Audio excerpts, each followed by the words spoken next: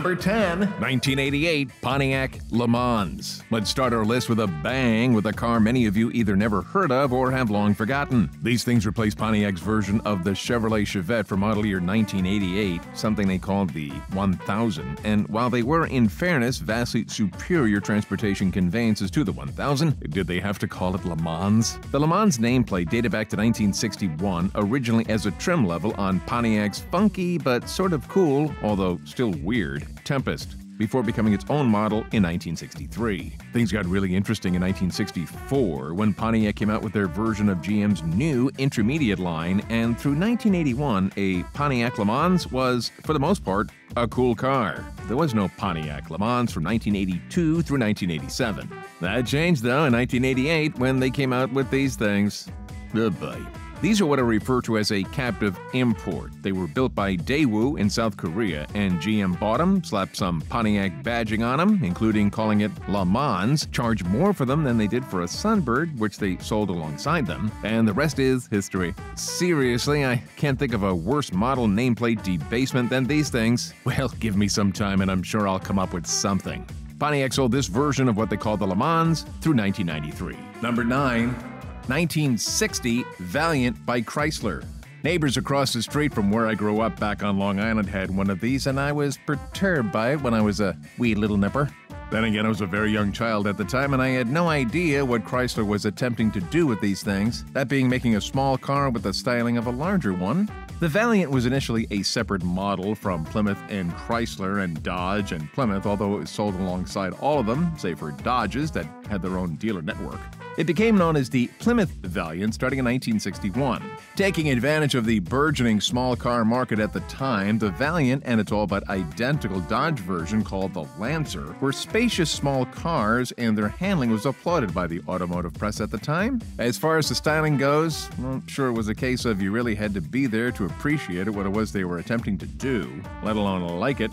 Like on some Imperial models, the hump on the trunk was meant to emulate the classics of the 20s and 30s that had their spare tires mounted outboard in elaborately decorated cases. Apparently that meant money. Okay, as they say, nostalgia is very personal, and newsflash, it's nothing new. Again, Valiants became Plymouths for 1961, the toilet seat went into the toilet for 62 in front of a major and far more conventional restyling for 1963. Number 8, 1987 Cadillac Alante. Seems like only yesterday Cadillac came out with this semi-cool, but at the same time not cool at all, overpriced Cadillac Eldorado-based Mercedes-Benz SL and Jaguar XJS wannabe. At the time, Cadillac was in the throes of, without question, their darkest period in their history, and rather than focus on a better DeVille, Fleetwood, or Eldorado, or making engines that didn't explode or implode, they came with these things that they claimed were the equal or were the better of anything by Mercedes-Benz or Jaguar.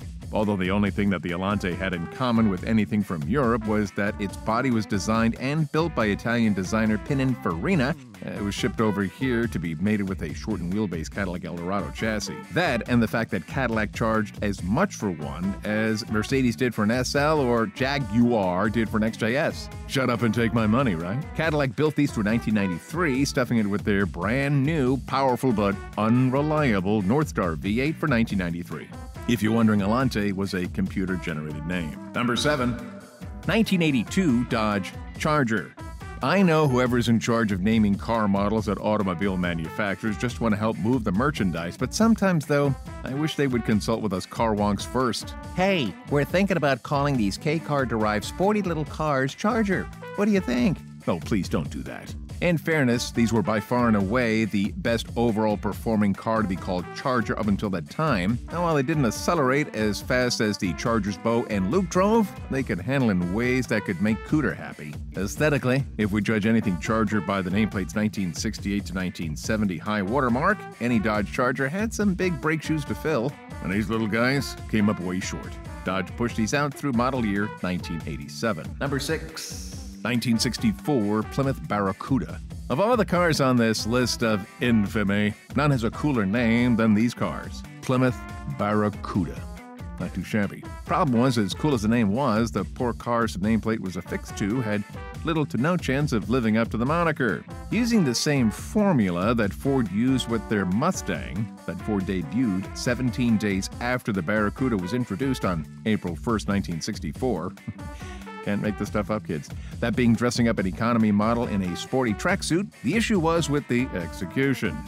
Whereas the Ford Falcon-based Mustang was a breakthrough design, save for the funky glass out back and some badging, Plymouth did little to distinguish these cars from their valiant brethren.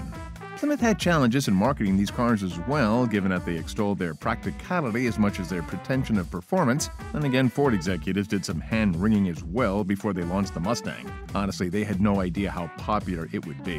1964 and 5 Barracudas were actually called Valiant Barracudas. There's very little difference between a 64 and 65 Barracuda. For 1966, Plymouth dropped the Valiant in front of a stem-to-stern reboot of the design for 1967, a design that I find simply gorgeous. Didn't matter though, sales of the 1967 through 1969 Barracuda were worse than the 64 to 66 models. Go figure. Number 5, 1966 Dodge Charger.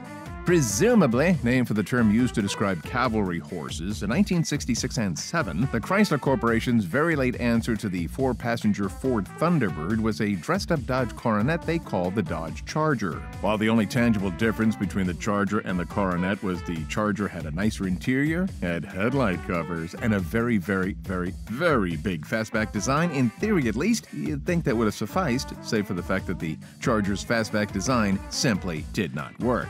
I wish we had time today to drill down on why that didn't work. Maybe you like this look?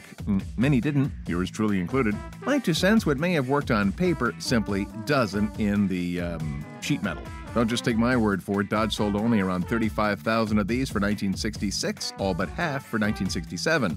All was forgiven, though, in 1968 and 9, and to some degree 1970, but for 66 and 67, all we can say is... I'm glad my money's tied up in hay. Number 4, 2007 Dodge Avenger. Many people today hear the word Avenger and they immediately think of the Marvel comic series. Others may think of the World War II-era torpedo bomber made by Grumman that first saw action at the Battle of Midway, while others, like me, think of the series of cars that Chrysler sold in several different iterations between 1994 and 2014. Things started out respectably enough back in 1994 when Dodge introduced these somewhat interesting-looking coupes that were actually pretty good cars. Built by Diamond Star Motors, a joint venture between then Chrysler and Mitsubishi. I test drove one of these in the mid-90s and I was quite impressed with it. Good handling little car. Did I buy one? Of course not. Dodge built the 2-door Avenger through model year 2000, never sold well, and replaced it with a 2-door Dodge Stratus through 2005. Those didn't sell well either. Chrysler built a version of the 2-door Avenger they called the Sebring from 94 through 2000 as well. The Dodge Avenger nameplate really got sideways starting in 2007 when they introduced these 4-door sedans. Dodge used a version of a Mitsubishi Galant as the starting point for these. Somewhere along the way, the design team got together with Maytag and KitchenAid because these cars resemble dishwashers and washing machines more than anything else. Dodge pulled the plug on these after 2014. By the way, as of 2023, Jeep is selling a version of the Fiat 600 over in Europe they call the Avenger that's somewhat interesting looking. Number 3, 1974 Ford Mustang II. I knew I'd find a model with a worse debasement than the Pontiac Le Mans, and here you have it.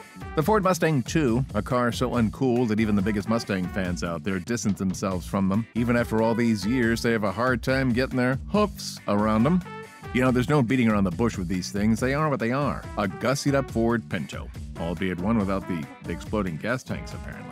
At least on paper, the 2Z was a good idea, but with the Mustang seemingly growing larger, longer, wider, heavier every year since its introduction in 1964, the idea was to return it to its lean economy car roots. Timing being everything, just as Ford took the brown wrapper off it in the fall of 1973. The first gas crisis struck, and Ford had a runaway hit on their hands. Soon as gas prices stabilized, though, sales flattened, then imploded. Amazingly, Ford built these for 5 model years, replacing them with the far cooler Fox body Mustang for 1979. Number 2, 1974 AMC Matador Coupe. Few things are cooler than Matadors. Sorry. Not these cars. I'm talking about the bullfighters. Although the word matador is derived from a Spanish word for killer, when you see a matador and a bull in a ring, for the most part, things don't end well for the uncastrated bovine. We tend to forget that. AMC rolled out their first Matador in 1971, replacing the Rebel in their lineup. Available as a two-door, four-door, or station wagon, it was, if anything, conventional if unremarkable looking, and was all but indistinguishable from many a Ford, GM, or Chrysler Intermediate at the time. Attempting to grab a share of the personal luxury car market that was exploding at the time, in 1974, AMC updated the two-door Matador with something that looked like a mishmash of a Chevrolet Monte Carlo, a Chrysler Cordoba, and a Citroen SM, or is that pronounced Citroen? Without any of the charms of them. Sure, they have their fans, as do Matadors in the ring, but as the 70s dragged on, the Matador Coupe found few buyers willing to sway away from their Monte Carlo or Cordoba, or Citroen or Citroen, for that matter. Number 1, 1975 AMC Pacer. Had the Pacer become successful, you could say it set the pace for automobiles after 1975, but it didn't, and it became, depending on the way you look at it, either a punchline to a joke, a sight gag, or one of the pop culture icons, right up there with bell-bottoms, pet rocks, and disco music that defined the latter half of the 1970s. Same with the AMC Pacer. Marketed as the world's first wide small car, they were actually quite roomy inside. They weren't much longer than a Chevrolet Vega, yet they were a couple of inches less wide than a then-current Cadillac DeVille. That's pretty wide. AMC achieved this by chopping 2.5 feet off the front and back of their mid-sized Matador, then literally stretched its body over it. Styling at the time was described as futuristic. At the time, I thought they were weird. Something's never changed. Save for the longer wheelbase wagons that rolled out in 1978, I've never thought much of these cars. Introduced on March 1st, 1975, sales were strong through 1976, then flickered to a trickle as anybody smitten with their looks got one, or word spread that the wide little cars weren't very good on gas. AMC built these through 1980. Party on. I hope you enjoyed this list of 10 uncool cars with very cool names. Feel free to comment below, like, and subscribe. We appreciate you.